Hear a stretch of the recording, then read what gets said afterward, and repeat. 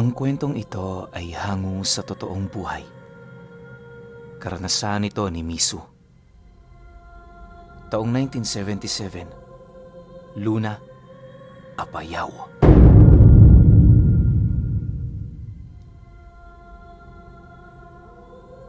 Tubong tugigaraw itong si Misu. Napadpad siya sa Luna, hindi para bumisita sa mga kadugo, bagkus ay para magtago. Dawit kasi siya noon sa mataas na uri ng krimen, kagaya ng pagpaslang sa mga eredero at mga maimpluwensyang tao. Akala ng lahat, ginawa yun ni Misu para sa kanyang sariling kapakanan. Subalit, lingid sa kaalaman ng iba na ang mga taong kanyang pinaslang, pawang may masasamang bahid ng karunungan sa kanilang mga katawan. Pinalaki si Misu ng kanyang ama para kumilala ng masama at mabuti. Para sa kanya, kapag masama ang isang tao, tanging kamatayan lamang ang nagsisilbing gamot nito. Sa halos ilang taon niyang pamumuhay ng ganon, tumagal ng tumagal, nakilala na siya bilang isang mersenaryo. Hindi man sa pagmamayabang pero sa oras na merong nakabalita kay Misu na napadpad sa isang lugar, agad yung kumakalat sa mga nilalang nakalaban ng paniniwala niya. Dahil sa lakas ng kanyang rebuelta, ni isa sa mga ito, walang kakayahan para humarap sa kanya. Hindi ulit sa pagmamayabang pero 2 taon ang nakakaraan magmula noong tinangan niya ito, marami na siyang napaslang na mga mambabarang at mangkukulam. Paboritong-paborito ni Misu ang ganoong kalaban dahil espiritual na kombate ang madalas na ginagamit ng mga ito. Bukod tangi ang tinatangan niyang mutya, isa yung uri ng mutyang may kaugnayan sa tuyong na ang pawang kakayahan, purong rebuelta sa sino mang kumakalaban sa kanya. Kagaya ng abilidad ng isang tuyom, napakadali na lamang para sa kanya na ibalik ang lahat ng pinsala na natamo niya. Ang unang nagtanga ng mutya na pagmamayari niya ay ang kalulololohan pa ng kanyang ama. Sa halos ilang henerasyong pagpapasa nito sa kanila, ni hindi na nga nila makilala kung sino ba ang orihinal na unang nagtanga nito. Hindi naman yun mahalaga para sa kanila, lalo pat binibigyan naman nila ng galang ang mga ninuno nilang nabura na ang mga pangalan sa paglipas ng mga panahon. Itong mga panahong ito, kasalukuyang nakatira sa Luna itong si Misu. Kaya siya nakarating sa lugar na yon ay dahil na rin sa mga manlalako na kanyang pinagtaguan. Bagaman malayo yon sa sarili niyang lugar, hindi naman niya ito gaanong inintindi. Ang mahalaga para sa kanya, makalayo at magkaroon ng payapang buhay sa lugar kung saan man siya madapo. Dahil sa magdadalawang taon pa lamang noon si Misu sa Luna, kaya na may medyo madalang pa ang mga kaibigan niya. Kalimitan sa mga nakikilala niya sa lugar na yon, purong mga magsasaka o hindi naman kaya'y mga mamumundok. Hindi naman yun problema sa kanya, lalo pat kahit sino naman pwedeng maging kaibigan niya. Basta ang importante, marunong yung makisama, tapos ang pinakamahalaga, hindi masamang tao. Sa halos 5 niyang kaibigan, ang napalapit talaga sa kanya ng husto, itong si Goyong. Bukod sa palagi niya yung kasama, wala din yung pamilya kaya kahit anong oras, bumibisita yon sa bahay niya. Minsan nga, doon na yun natutulog para lamang makipag-usap sa kanya. Bagaman malalim na ang kanilang ugnayan, nanatili pa ring misteryo rito ang buong pagkatao ni Misu. Sa pagkakaalam nito, isa lamang siyang pangkaraniwang mangangalakal na napadpad sa kanilang lugar. Gayunpaman, kahit ganun lang ang pagkakakilala ni Goyong sa kanya, hindi naman niya yun pinansin pa. Mas pabor nga ito kung iisipin, lalo pat isa sa mga rason ni Misu kung bakit siya nanatili sa lugar ay para maikubli ang totoo niyang pagkatao. Sa pagsapit ng taong ito, Naging matiwasay naman ang kanilang pagsasama. Minsan tuwing nakakabalita si Goyong ng pag-aani sa ibang lugar, binabalitaan siya nito para naman kahit papaano may trabaho siya. Dahil sa ganun nilang gawain, kung saan-saan na sila nakakarating. Dumating na rin noon sa puntong ipinakilala na siya ni Goyong sa mismong pamilya nito. Ayon sa kanya na, pangkaraniwan naman ang ama nito, pero nakakaramdam siya ng kakaiba sa nanay nito. Kung hindi siya nagkakamali, isang mangkukulam yung nanay ni Goyong. Hindi man kasi sa pagmamayabang pinuno, pero isang tinginan pa lamang ni Misu sa isang tao, alam na niya kung ano ito. Matapos naman niyang mapag-alaman ang tungkol doon, nagdesisyon siyang itanong ito sa kaibigan niya. Hindi naman siya noon nababahala, lalo pat alam na niya ang pag-uugali ni Goyong. Hindi ito ang tipo ng taong madaling magalit, lalo na kung wala namang matibay na dahilan. Ang ginawa niya noon para hindi ito mabigla, humanap siya ng isang perpektong pagkakataon para ilahad ito. Isang hapon, habang wala naman silang ginagawa, nagdesisyon na si Misu na ilahad sa kaibigan niya ang tungkol sa nanay nito. Inaasahan naman niyang maiilang yon, pero hindi niya na yon iniisip pa. Basta ang mahalaga, maipagtapat niya ang nais niya. Sa pagtitigan naman nilang dalawa, walang pagdadalawang isip naman niyang inilahad dito ang kanyang katanungan.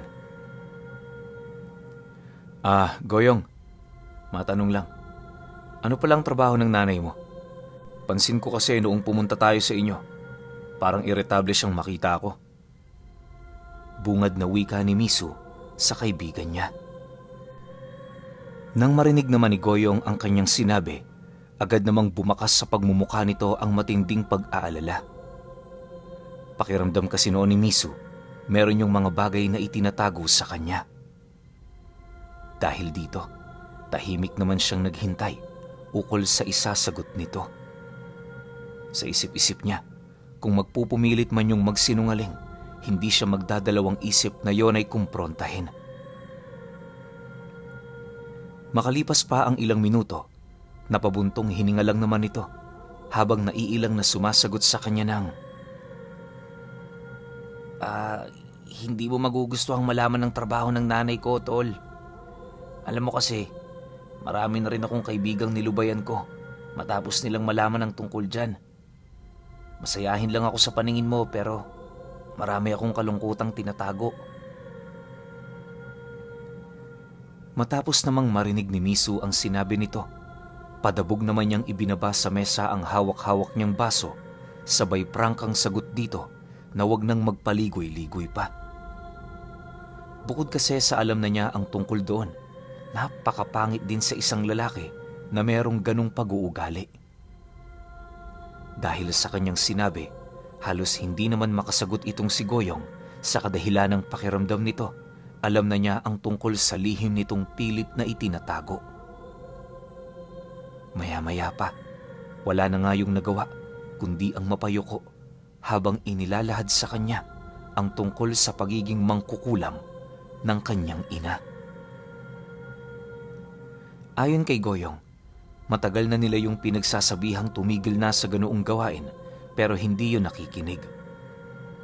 Halos ilang dekada na rin yung nasa ganoong gawain, kaya aminado siya, isa yon sa nagbibigay ginhawa sa kanilang pamilya. Hindi naman yun kayang sakta ng kanyang ama, gawa ng yung nanay niya, halang ang kaluluwa nun. Kahit kapamilya ka pa, sa oras na nagkasala ka sa kanya, hindi kanya sasantuhin. Mariinding inilahad ni Goyong sa kanya na noong pumunta sila sa tahanan nito, inabisuhan siya nitong wag nang makipagkita pa rito. Dagdag pa ni Goyong na yun din ang isa sa kanyang mga rason kung bakit mas pinipili niyang manatili sa bahay ni Misu kesa sa sarili nilang pamamahay. Sa pagpapatuloy ng kanilang pag-uusap, doon din niya napag-alaman na ang nanay din ni Goyong ang dahilan kung bakit sa edad nito hindi pa rin yun nakakapag-asawa. Marami na ring naging kasintahan noon si Goyong pero Sa oras na nalalaman yon ng nanay nila, gumagawa ito ng paraan para layuan siya ng kanyang iniibig. Kung hindi niya yun kinukulam, pinapalaki niya ang masiselang parte ng katawan nito hanggang sa tuluyan na yung lumayo. Matapos naman itong mailahad ang tungkol sa bagay na yon, nanlulumo naman yung tumingin sa kanya habang inilalahad na maaaring yun na din ang huling pagkikita nila. Dagdag pa ni Goyong na kung hindi niya yun lulubayan, paniguradong si Misu lang din naman ang magdurusa ng lahat. Nang marinig naman ni Misu ang sinabi nito, mariin naman niyang inilahad dito na magpapatuloy pa rin ang kanilang samahan anuman ang mangyari. Pagmamayabang pa ni Misu na buong buhay niya, wala pang nanalo sa kanyang mangkukulam. Dahil sa kanyang sinabi, agad namang lumapit sa kanya si Goyong habang nagtatanong sa kanya ng, "Bakit Misu? Antingero ka ba?" Nang marinig naman ni Misu ang sinabi nito, napangiti lang naman siya habang sumasagot dito ng, "Basta, pangako Goyong, hanggat narito ako, iibahin ko yung batas ng nanay mo. Huwag kang mag-alala, hindi ko naman siya papatayin. Tuturuan ko lang ng leksyon para naman makita niya ang kanyang kinalalagyan sa inyong pamilya." Lumipas pa ang ilang oras nilang pag-uusap. Inilahad ni Misu sa kaibigan niya, wala yung gagawin maliban sa samahan siya patungo sa bahay nito. Naniniwala kasi noon si Misu, yon ang magsisilbing rason ng nanay niya para lapatan siya nito ng sumpa. Dahil sa kanyang sinabi, wala naman noong nagawa si Goyong kung hindi ang sumang-ayon. Hindi naman niya kasi mapigilan noon si Misu, gawa ng ito na rin mismo ang nagpupumilit na gawin ng bagay na yon. Sa paglipas pa ng ilang araw, nagpatuloy ang kanilang pagpunta sa mismong tahanan nito. Araw-araw kapag bumibisita sila roon, tanging ang nanay lamang ni Goyong ang napapansin nilang hindi natutuwa sa kanilang pagpunta. Hindi naman yun gaanong pinapansin ni Misu, gawa ng parte yon ng plano nila. Akala nila hanggang tingin na lamang ito, pero pagtungtong ng Biyernes, habang nagkakasiyahan sila ng pamilya ng kaibigan niya, napansin naman nila ang dahan-dahang paglapit ng nanay nito.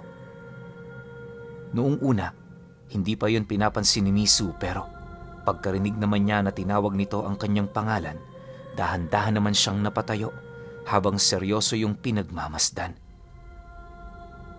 Sa pagtitigan naman nilang dalawa, seryoso naman yung nagwika sa kanya ng, "Lubayan mo ang pamilya ko. Ayaw ko silang makita na nasa ibang tao.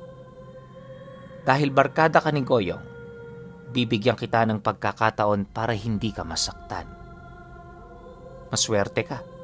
Bibihira lang ang taong binibigyan ko ng ganyang tsansa na mabuhay." Nang marinig naman ni Goyong ang sinabi ng nanay nito, pilit naman siya nitong hinila papalayo, pero hindi naman niya yun gaanong pinapansin. Sa halip, ang ginawa niya, lumapit siya sa nanay nito habang seryosong sumasagot doon ng, "Subukan mo para pagsisihan mo. Wala kang alam kung sinong taong kinakalaban mo." Matapos naman yung mailahad ni Misu, dali-dali namang pumasok ang mangkukulam sa loob ng tahanan ng kanyang kaibigan. Ang ginawa naman ni Goyong sa kanya, hinila siya nito papalayo hanggang sa marating na niya ang kanyang tahanan. Pagdating nila roon, mangiyak-ngiyak namang pinagmasdan siya ng kanyang kaibigan na para bang naghihintay sa kung anong karamdaman ang kanyang iindahin. Ayon dito na, mapanganib na galitin ng kanyang ina, lalo pat ora mismo ang talab ng karunungan nito. Dagdag pa nito na, sa kanyang ginawa, mataas ang posibilidad na hindi na siya nito buhayin pa. Habang inilalahad ni Goyong sa kanya ang mga bagay na yon, paulit-ulit naman itong sinisi ang kanyang sarili, gawa ng kung hindi lang sana siya sumang-ayon sa nais ni Misu, hindi sana mangyayari ang ganoong sitwasyon. Nang marinig naman ni Misu ang sinabi nito, napangiti lang naman siya habang inilalahad sa kanyang kaibigan na hindi siya gagawa ng ganoong bagay kung hindi niya kayang pangatawanan. Dagdag pa niya na walang mangyayari sa kanya kaya wala itong dapat na ipag-alala. Sigurado ka, Misu?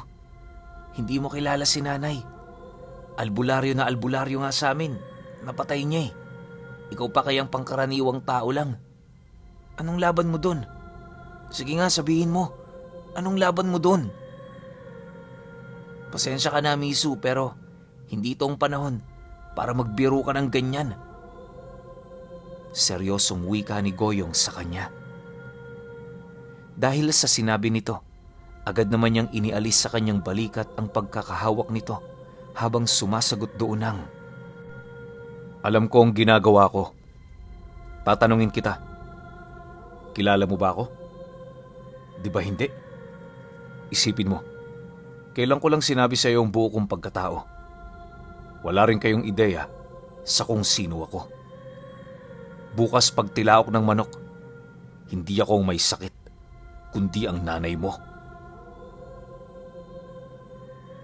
Matapos naman itong mailahad ni Misu, doon pa lamang napatahimik itong si Goyong buhat sa mga narinig nito. Bagaman alam nitong hindi siya dapat na maniwala sa sinabi ng kaibigan niya, pero kitang-kita niya sa mukha nito na nagsasabi yon ng totoo. Lumipas ang araw na yon, hindi nga nagkamali itong si Misu. Bago pa man sumapit ang bukang liwayway, habang nagluluto siya ng kanyang almusal, nasipat naman niya si Goyong na nagmamadaling tumatakbo papalapit sa bahay niya. Pagdating nito, agad naman itong inilahad ang ulat ukol sa paglobo ng tiyan ng nanay nito. Subalit ayon sa kaibigan niya, na habang nakarata yon sa higaan, meron siyang napansing kakaiba. Bukod kasi sa may hinahawakan yun sa ere, napansin niya ring parang may kinakausap ito.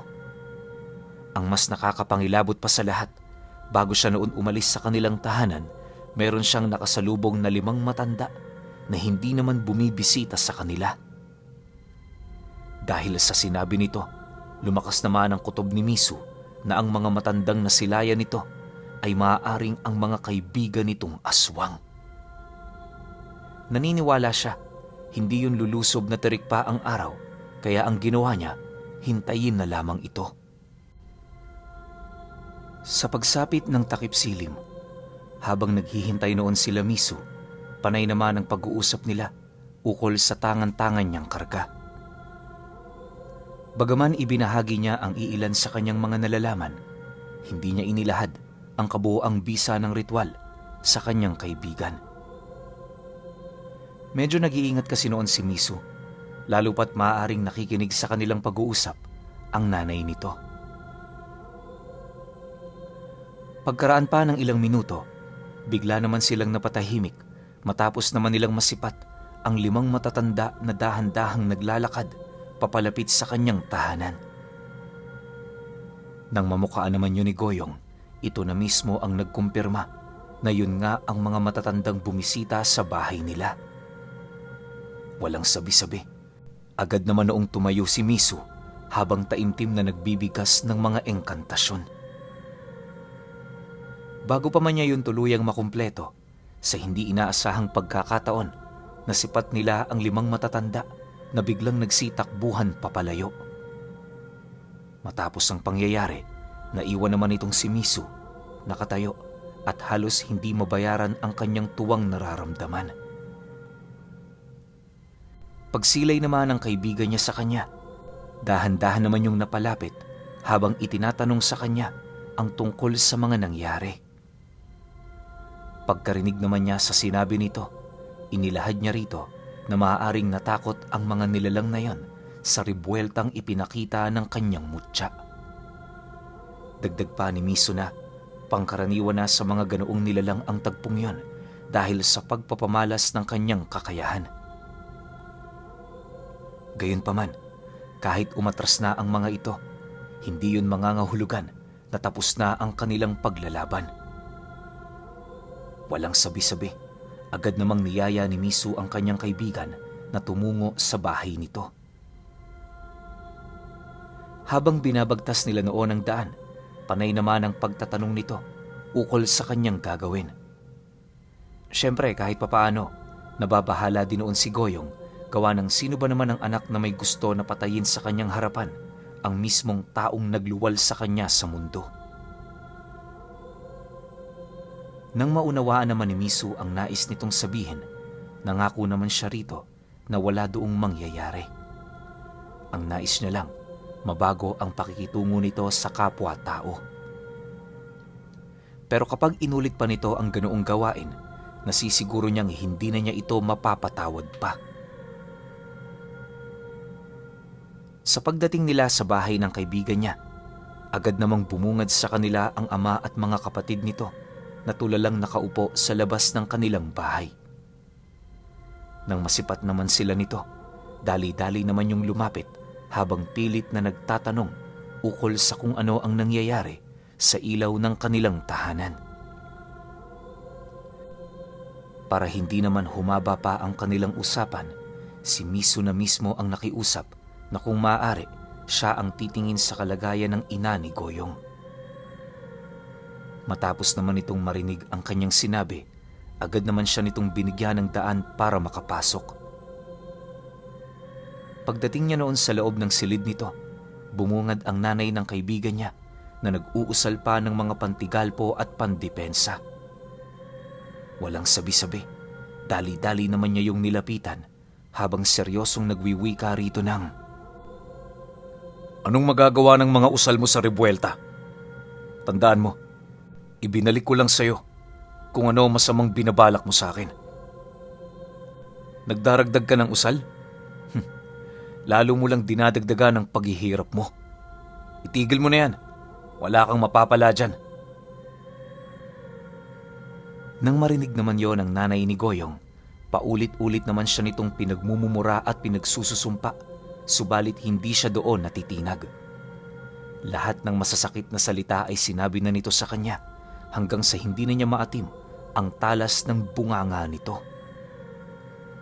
Maya-maya pa, bigla naman niya yung hinila sa mismong kinahihigaan nito habang sumasagot doon ng, "Kung hindi ka lang nanay ng kaibigan ko, kagabi pa kita pinatay. Alam mo ba, labag sa loob kong buhayin ka. Pero dahil sa malulungkot sila kapag wala ka, binigyan kita ng pagkakataon. Matuwa ka, sapagkat madalang lang ako magbigay ng tsansa sa mga katulad mong halangang loob. Pero tandaan mo, dito na magwawakas ang paggamit mo sa karunungang yan. Kung hindi mo yan tutuldukan, buhay mo ang tutuldukan ko." Nang marinig naman ng mangkukulam ang kanyang sinabi, ramdam na ramdam nito ang matinding takot buhat sa kanyang mga sinabi. Makalipas pa ang ilang minuto, nang mapansin naman niyang kumalma na ito, agad naman niyang tinawag ang kanyang kaibigan para abisuhan yung huwag iiwan ang kanilang ina. Maya-maya pa, nagmamadali naman niyang nilisan ang lugar na yon para habulin pa ang iba pa nitong mga kasama. Bago pa man sumapit ang hating gabi, bumalik si Misu, bitbit ang 5 ulo ng aswang. Dahil sa hindi yun nakapagpalit anyo, kaya na may hindi ito gaanong namukhaan ni Goyong. Pero ayon sa kanya, na ang mga ulo niya noong daladala ay pagmamay-ari ng 5 matanda na pangahas na dumayo sa lugar niya. Matapos ang mga pangyayari, kahit labag sa loob ng nanay ni Goyong, isinuko nito ang lahat ng kanyang aral kay Misu. Nangako rin itong hindi na magsasambit ng kahit ano pang usal hanggat siya ay nabubuhay. Lubos naman niya yung ikinatuwa, gawa ng kahit papaano, meron siyang naayos na pamilya. Habang lumilipas noon ang mga araw at buwan, pansin na pansin naman noon ni Misu ang pagbabago nito. Bukod kasi sa linggo-linggo niya yung nakikita, palagi rin yung bumibisita sa bahay niya. Sa maniwala man kayo o hindi pinuno, taon lang noon ang lumipas, nagbalik loob sa Diyos ang nanay ni Goyong. Ang dating kontra sa aral ng Panginoon, ngayon naging banal ng tagasunod nito. Dahil sa napamahal na rin si Misu sa lugar, hindi na siya umalis doon. Hanggang sa pagtanda niya, nanatili siya sa luna, tangan-tangan ng mutya ng tuyong na hari ng Rebuelta.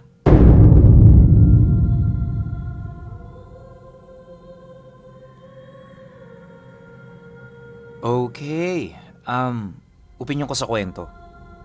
Mutya ng tuyong. Alam ko meron na akong nakwento na ganito eh. Hindi ko lang alam kung one hit ba yon o parang parte siya ng series. Pero yun nga talaga yung bisa nitong tuyom, yung nagbabalik. Kung ano yung ipapataw mong parusa o sakit dun sa isang tao, tapos tinatangan ng taong yun, yung mutya ng tuyom. Doble. Kung di man doble, baka 10 beses pa. Depende siguro kung gaano kalakas yung tinatangan niyang mutya ng tuyom o kung gaano niya katindi yun inaalagaan. Diba? Pero alam niyo, napansin ko sa kwento na to, sobrang ganda, no? Kasi yung ending, yung mangkukulam, nagbago tas bumalik siya sa Diyos. Parang yung mga ganitong klase ng kwento, bibihira natin marinig to sa channel ko eh. Kaya kapag napapadaan siya or naikukwento ko, naririnig nyo, parang ang gaan-gaan sa loob. Yung 5 aswang, labas na tayo ron, okay na pinatayo ni Misu. Tama lang sa kanila yon. Baka nga sobrang makakasalanan ng mga yun eh, di ba? Or pwedeng alagad lang din ng nanay ng kaibigan ni Misu, tapos napag-utusan lang din. Tas tumakbo, kaso nga lang, naabutan ni Misu eh, di ba? Kaya pinagtatapyas niya yung ulo. Pero yun nga, kaya nang sabi ko, sobrang ganda ng kwento na to, lalo na kapag yung may mga nilalang o mananamba na taga-kaliwa, tas nagbabalik loob sa kanan. Ang ganda nun. Pero syempre, kayo pa rin. Kung may opinion kayo sa kwentong ito, comment nyo lang sa baba. Yun lang. Hanggang sa susunod na kwento. Salamat.